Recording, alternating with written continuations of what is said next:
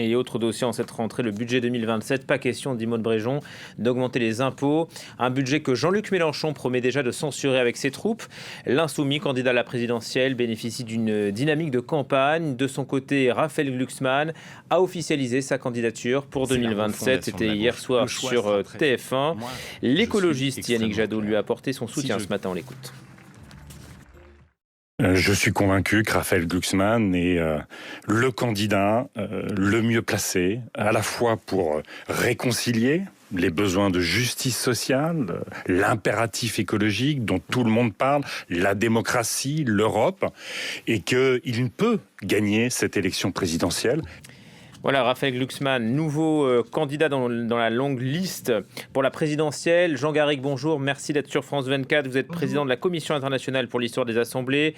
Vous êtes politologue, historien. Votre dernier livre, Jours heureux, quand les Français rêvaient ensemble, chez Payot. La gauche, elle, ne rêve plus ensemble. Raphaël Glucksmann va devoir d'abord convaincre les socialistes, car il passera, a-t-il annoncé hier, par la case primaire.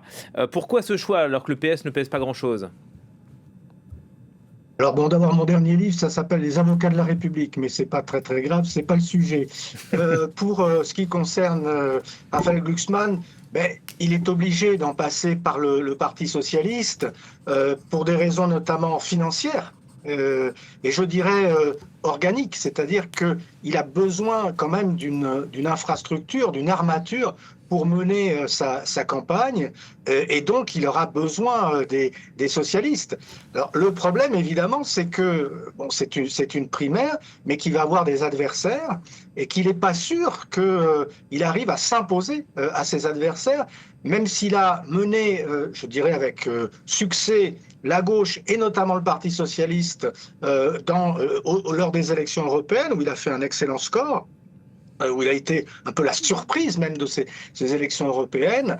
L'élection présidentielle, c'est autre chose, c'est le rendez-vous avec un individu, une personne, et là, il est possible aussi qu'au sein même du Parti socialiste, mais on sait qu'il y a déjà des ambitions, et singulièrement celle d'Olivier Faure, et l'on sait aussi que dans la gauche socialiste, même hors du parti, un Bernard Cazeneuve, et puis en embuscade, bien sûr, François Hollande.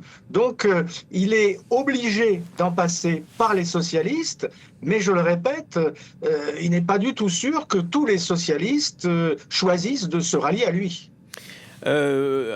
Alors, disons qu'il sort victorieux de cette primaire qui sera, je crois, organisée fin octobre chez les socialistes.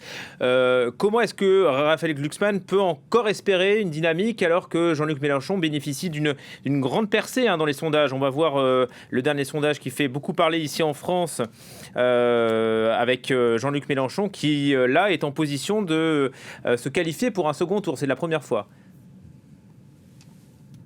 De fait, au moment présent, j'allais dire, il n'y a pas de match. Je veux dire que Jean-Luc Mélenchon est non seulement très en avance dans les sondages, puisqu'il est autour de 16%, alors que 5 ans plus tôt, au même moment, il n'était qu'à 10% et qu'il a terminé à 21%. Et vous voyez que Raphaël Glucksmann est très loin derrière. Par ailleurs, Jean-Luc Mélenchon, on le sait, c'est quand même le spécialiste des campagnes électorales, c'est sa 4e des campagnes présidentielles. Bon, c'est quand même un gros avantage, c'est un orateur. Si l'on compare avec la prestation de Raphaël Glucksmann hier soir au journal télévisé, ce n'est pas lui faire injure de dire que on ne peut pas dire que ça a été une éclatante réussite. Beaucoup d'observateurs l'ont trouvé un petit peu stressé, un petit peu mou, je dirais, par rapport à ce qu'on attend d'un futur président de la République. Donc il y a beaucoup de handicaps. Et le handicap majeur étant que, comme le disent les militants LFI, les dirigeants de LFI, eux, ils sont carrés. Je veux dire qu'ils ont un programme, on peut en penser ce qu'on veut, mais ils ont un programme. Ils ont un candidat et ils ont une stratégie. Et pour l'instant, Raphaël Glucksmann, il est candidat, mais il n'a pas véritablement de stratégie, il n'a pas de parti en tout cas derrière lui. Et puis son programme reste encore un peu flou. Donc voilà, pour l'instant, il y a une très grosse avance pour la France insoumise.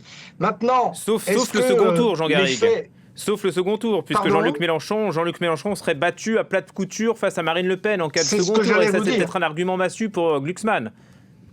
Exactement, puisque l'argument massu pour Jean-Luc Mélenchon, c'est de dire « je suis le seul candidat sérieux, le seul candidat crédible pour battre l'extrême droite ». Sauf que, effectivement, en cas de second tour, il serait largement dominé par Marine Le Pen. Alors, Raphaël Glucksmann aussi, mais peut-être que Raphaël Glucksmann, il est susceptible, dans un second tour, de susciter un réflexe républicain, comme l'avait fait Emmanuel Macron en 2022, et voire même en 2017, un réflexe républicain en allant chercher des électeurs du centre-gauche, voire même des électeurs de la droite modérée, ce que Jean-Luc Mélenchon, lui, est bien incapable de faire.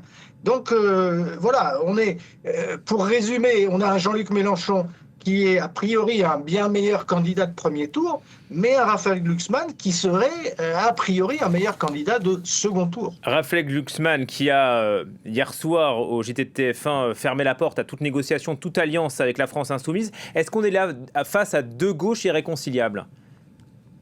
Oui, selon la formule de Manuel Valls, moi, il me semble que c'est assez clair. Et ça l'est de plus en plus.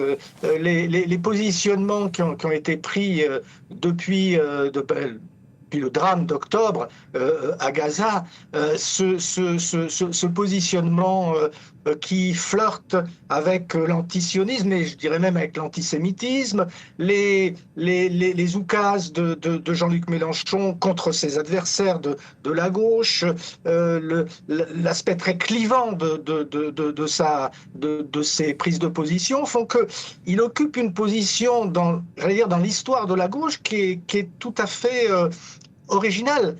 Ce n'est pas une gauche à laquelle on a été habitué, même de la part des communistes. Certains la qualifient de populiste.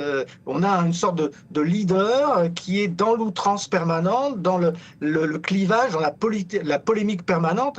Et c'est vrai que là, on est dans quelque chose de très différent de la tradition de la gauche social-démocrate constructive, qui était celle d'un Michel Rocard, d'un Jacques Delors, d'un Lionel Jospin d'ailleurs. Voilà, on est dans quelque chose là qui est très différent et c'est vrai que on peut se demander, et là je parle en historien, si cette gauche que représente M. Mélenchon, avec des Sébastien Delogu et d'autres figures comme ça quand même très controversées, Raphaël Arnaud, on peut se demander si cette gauche-là est compatible aux yeux des électeurs de gauche avec l'autre gauche, celle qui s'inscrit dans la tradition de François Mitterrand et de François Hollande, en réalité. Un dernier mot sur les écologistes. Bon, vous disiez tout à l'heure qu'il n'y a pas vraiment de match là entre Glucksmann et Mélenchon, mais on a le sentiment quand même que les deux essayent d'attirer les écologistes vers eux. C'est un enjeu. Oui, c'est exactement ce qui s'est passé hier. On a vu lors du meeting, des universités d'été de la France Insoumise, Jean-Luc Mélenchon appeler aux éco-régions, tendre la main à la présidente du groupe parlementaire des Verts, et de l'autre côté, Raphaël Glucksmann, dans son intervention, mettre l'enjeu écologique en avant.